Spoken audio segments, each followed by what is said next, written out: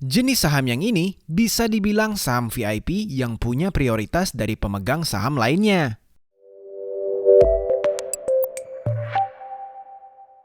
Hey guys, selamat datang lagi di channel Fakultif.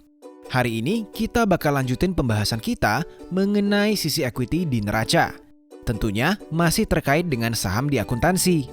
Kita bakal bahas jenis saham yang lain, yaitu preferred stock atau biasa disebut saham preferen. Kita juga bakal bahas mengenai dividen, terutama dividen yang dibagiin dalam bentuk uang.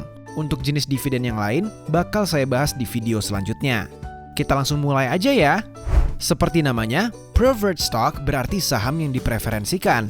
Maksudnya, pemegang saham ini memiliki prioritas atau lebih diutamakan dari pemegang saham biasa, atau pemegang common stock perusahaan. Nah, prioritas apa aja yang didapat kalau kita pemegang saham preferen? Ada dua guys. Yang pertama, kalau ada pembagian keuntungan perusahaan berupa dividen. Dan yang kedua adalah, kalau perusahaannya ditutup atau dilikuidasi, pemegang saham preferen lebih diutamakan untuk dapetin klaim atas net aset perusahaan daripada pemegang saham biasa. Nah, tapi perlu ada yang saya sampaikan di sini. Preferred stock biasanya nggak ada voting rights-nya guys. Beda kayak common stock. Pemegang saham bisa dibilang bos perusahaan. Jadi punya hak untuk voting waktu direksi minta keputusan dari pemegang saham. Tinggal masalahnya, kalian punya porsi saham seberapa besar aja. Nah, sayangnya kebanyakan preferred stock nggak punya hak ini. Voting rights biasanya cuma ada di common stock aja. Terus gimana cara perlakuan akuntansinya untuk preferred stock ini? Secara akuntansi, nggak ada beda sebenarnya perlakuan saham preferen dengan saham yang biasa. Misalnya kalau perusahaan nerbitin preferred stock sebanyak 100.000 lembar dengan harga par Rp10.000 per lembar, terus saham ini kenyataannya bisa dijual di harga Rp12.000 per lembar, kita bisa nyatetnya kayak gini. Uang yang diterima perusahaan berarti sebesar 100.000 lembar dikali Rp12.000 per lembar, sama dengan Rp1,2 miliar. Kita bisa jurnal kas di debit sebesar Rp1,2 miliar. Selanjutnya, kita akuin preferred stock kita senilai 100.000 lembar dikali Rp10.000 per lembar, sama dengan Rp1 miliar. Kita jurnal preferred stock di kredit senilai Rp1 miliar. Nah, selisihnya sama seperti waktu kita belajar common stock. Kita bisa akui paid in capital in excess of par sebesar Rp200 juta di kredit. Buat anak akuntansi, yang perlu kalian perhatiin kalau ada kasus preferred stock, nyajiinnya jangan disatuin sama common stock ya, karena ini jenis saham atau bisa dibilang barang yang berbeda guys. Kita laporin di equity sama kayak common stock, cuman dipisah aja. Dan untuk gambarin prioritasnya, kita laporin lebih dulu di equity, baru disusul sama common stocknya. Nah, seperti tadi udah saya singgung, setiap pemegang saham berhak atas pembagian keuntungan di perusahaan. Pembagian keuntungan ini, kalau bentuknya PT, sering dikenal dengan dividen perusahaan. Jadi, baik pemegang saham biasa maupun pemegang saham preferen berhak atas dividen perusahaan. Kecuali treasury stock ya guys. Treasury stock kan dipegang sama perusahaan. Jadi, nggak perlu ada pembagian dividen buat treasury stock. Untuk bisa bagiin dividen ini, ada 3 syarat guys. Pertama, namanya aja pembagian keuntungan, berarti perusahaan harus punya keuntungan dulu. Keuntungan perusahaan ini kalau belum dibagiin ada di retained earnings perusahaan. Jadi, bisa dibilang dividen ini adalah porsi keuntungan yang sebelumnya ditahan atau laba ditahan perusahaan guys, yang dibagiin ke pemegang saham.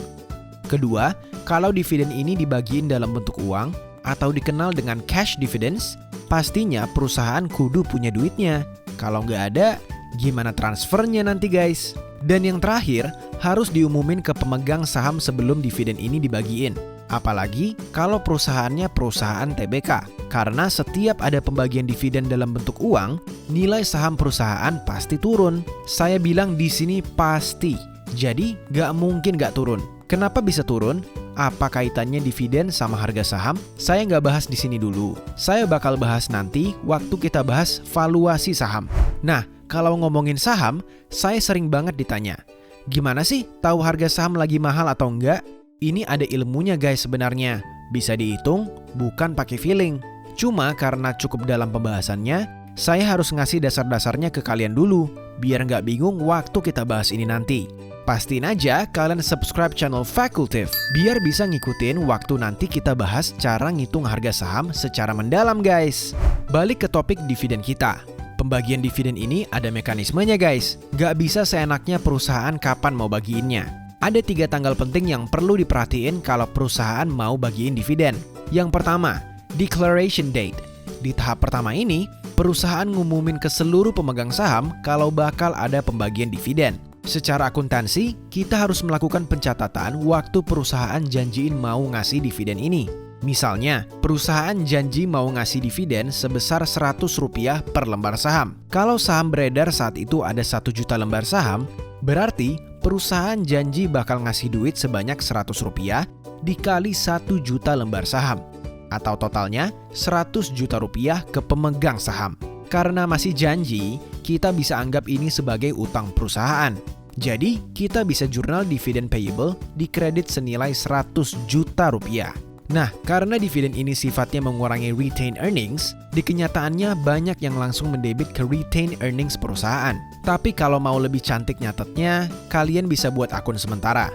Misalnya sebagai cash dividends, didebit sebesar Rp100 juta, fungsinya cuma untuk ngebedain sama dividen yang dibagiin dalam bentuk saham dan bukan dalam bentuk duit. Nanti pas tutup buku, baru cash dividend ini ditutup ke retained earnings di neraca. Tanggal penting berikutnya adalah recording date. Di tanggal ini, perusahaan ngedaftar siapa aja pemegang saham yang berhak buat dapetin dividen.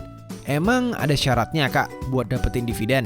Ada syaratnya guys. Syaratnya ya kalian harus pegang saham perusahaan ini sampai tanggal tertentu. Tanggal tertentu ini dikenal dengan nama cumulative date atau sering juga disebut dengan cum date. Selama kalian pegang sahamnya sampai tanggal cum date ini berakhir, kalian berhak dapat dividen. Kalau kalian jual sahamnya sebelum tanggal cum date ini atau di tanggal cum date, kalian gak dapat dividennya guys. Ketika tanggal cum date ini berakhir, atau bisa dibilang 1 hari setelah tanggal cum date, yang juga dikenal dengan nama expired date atau X date. Meskipun kalian jual sahamnya di tanggal X date ini, kalian bakal tetap dapat dividennya guys.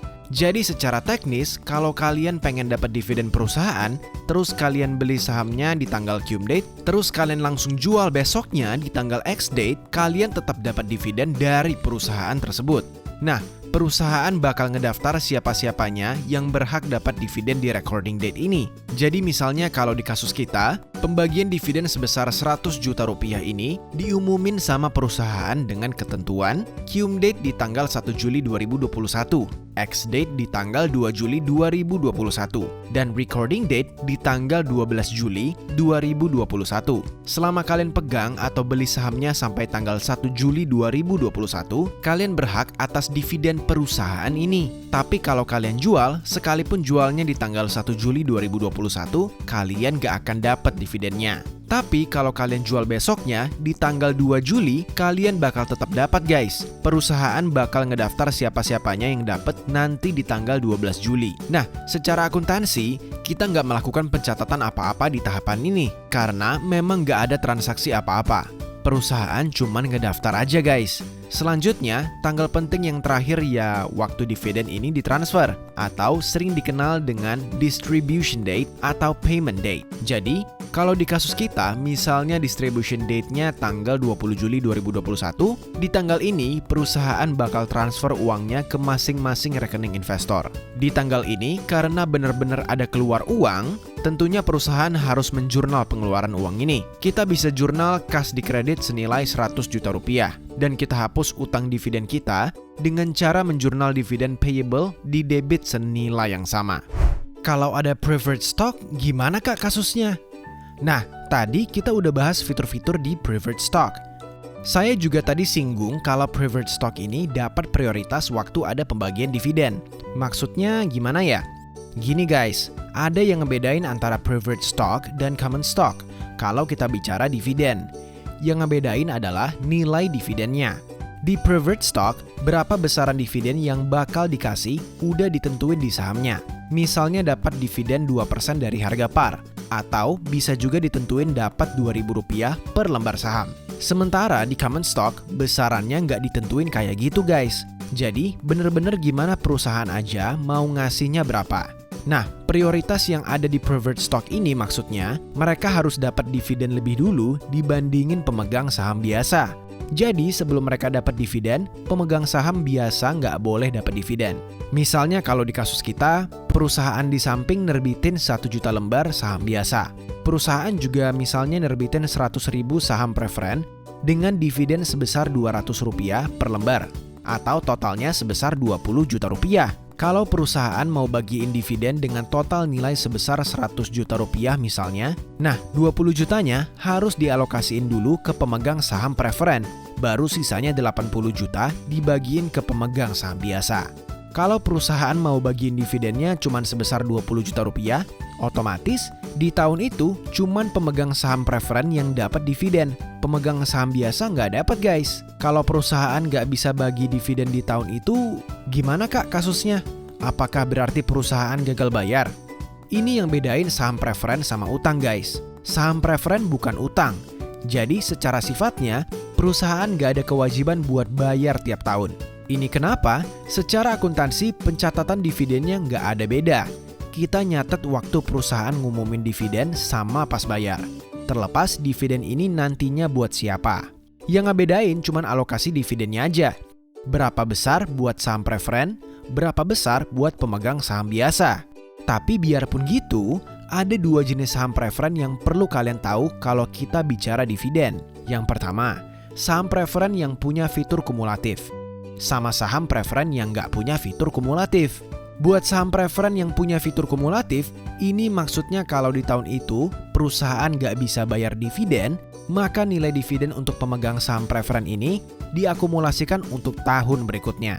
Jadi, kalau di kasus kita misalnya, saham preferennya punya fitur kumulatif, kudunya bayar 20 juta tiap tahun.